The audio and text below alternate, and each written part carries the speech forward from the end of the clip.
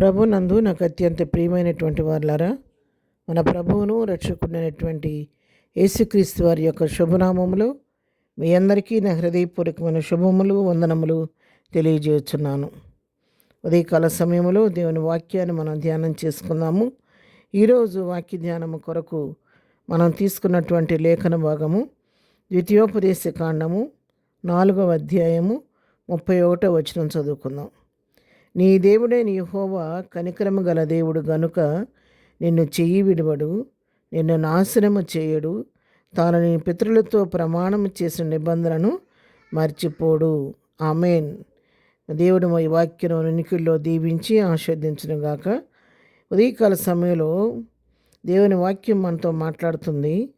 మనం సేవిస్తున్నటువంటి నిత్యం ఆరాధిస్తున్నటువంటి దేవుడైన యెహోవా ఆయన కనికరము గల దేవుడు, జాలి కలిగిన దేవుడు, ప్రేమ కలిగిన దేవుడు కాబట్టి ఎన్నడూ కూడా నిన్ను నన్ను ఆయన చేయి విడిచే దేవుడు కాదు. అంతేకాదు మనను నాశనమునకు అప్పగించే దేవుడు అంతకంటే కాదు, నీ జీవితంలో నా జీవితంలో చేసిన వాగ్దానాన్ని మర్చిపోయే దేవుడు కాదు.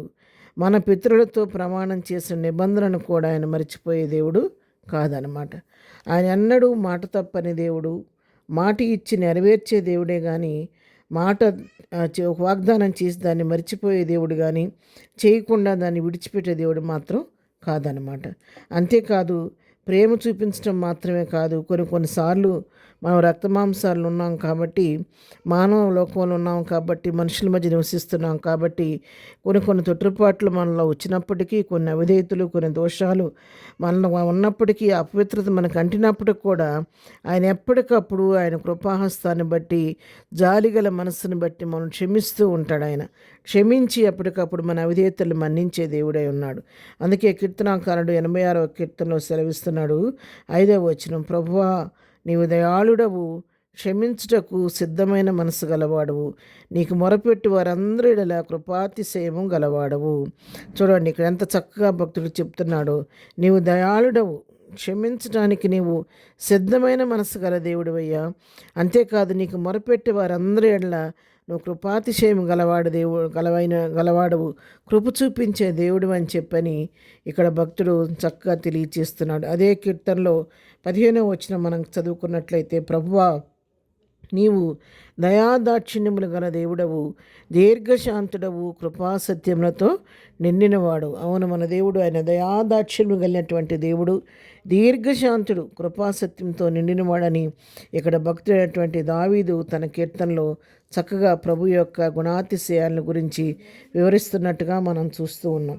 ఆయన నమ్మిన బిడ్డలను ఎప్పుడైనా విడిచిపెట్టే దేవుడు కాదు, నిత్యము మన పట్ల ఆయన కృప చూపించే దేవుడై ఉన్నాడు. ఎన్నడూ కూడా మాట తప్పని దేవుడై ఉన్నాడు. కీర్తన గ్రంథం 103వ కీర్తనలో కూడా మనం గమనించినట్లయితే 8వ వచనం చదువుతున్నాను, యెహోవా దయాదాక్షిణ్య పూర్ణుడు, దీర్ఘశాంతుడు, కృపా సమృద్ధి గలవాడు.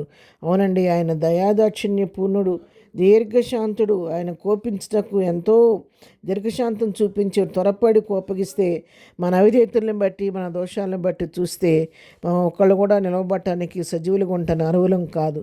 కానీ ఆయన దీర్ఘశాంతుడు కాబట్టి మన అవిధేయతలన్నీ మన్నించి ఎప్పటికప్పుడు తన కృపను మన పట్ల కనపరుస్తున్నాడు. ఆయన కృపా సమృద్ధి గల దేవుడు కాబట్టి ఆయన కృపను మన పట్ల ఎప్పటికీ కనపరుస్తూ మనల్ని కాపాడుతూ సంరక్షిస్తున్నటువంటి దేవుడై ఉన్నాడు. కీర్తన 116వ కీర్తన 5వ వచనంలో కూడా యెహోవా దయాళుడు, నీతిమంతుడు, మన దేవుడు వాత్సల్యత గలవాడు. అవును, ఆయన వాత్సల్యత కలిగిన దేవుడు, ఆయనకు అనుదినము వాత్సల్యత పుట్టుచుందని చెప్పి ఇర్మియా ప్రవక్త చెప్తున్న రీతిగా ఆయన వాత్సల్యత కలిగిన దేవుడు కాబట్టి మనం అంతవరకు కూడా సజీవులుగా నిలవబడగలుగుతున్నాం.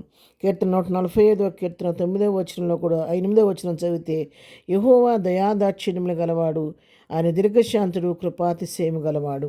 అవును, యెహోవా దయాదాక్షిణ్యపూర్ణుడు, జాలి కలిగిన దేవుడు, కనికరం కలిగిన దేవుడు కాబట్టి మరి అటువంటి దేవుడిని మనం దేవునిగా కలిగి ఉన్న మనం ఎంతో ధన్యులం కాబట్టి అటు దయగలిగిన దేవుని సన్నిధికి వెళ్ళి మన విన్నపాలు తెలియచేసి ప్రభు కృపను పొందుకుందాం. ప్రార్థన. ప్రేమగల తండ్రి, పరిశుద్ధుడా, నీ పాదముల కొందనాలు. ఉదయకాలం మాకు ఇచ్చినటువంటి వాగ్దానాన్ని బట్టి నీ కొందనాలు. నువ్వు కనికరం గల దేవుడు కాబట్టి ఎన్నడూ చేయబడిన దేవుడు అయ్యా. ఆ విధంగా నేను నడిపిస్తూ వచ్చారు. ఇక ముందు కూడా మీరే మా హస్తాన్ని పట్టుకొని మేము నడవలసిన మార్గం నడిపించండి. దినం వాక్యం బిడ్డలందరినీ దీవించండి, ఆశీర్వదించండి. వారి వారి అవసరాల క్రియకులు ఇబ్బంది మీ నామలో తీర్చండి. ప్రతి వారి చేయి పట్టుకొని కృపా సమృద్ధిని బట్టి వారి అవసరాలు తీరుస్తూ వారికి ముందుండి మీరు నడిపించిన ఆయన. ఈ దినం ప్రభా బర్త్డే మ్యారేజ్ జరుపుకునే బిడ్డలను దీవించి ఆశీర్వదించండి. ఈ జీవం ఇద్దరం మేము చేయ పనిపాట్లోనూ రాకపోకుండా నీ కాపుదల దయచేయమని యేసునామములో ప్రార్థించడి పొందుకొని ఉన్నాము తండ్రి. ఆమెన్. ప్రభు కృప సదాకాలము మనందరికీ తోడై ఉండి నడిపించునుగాక. ఆమెన్.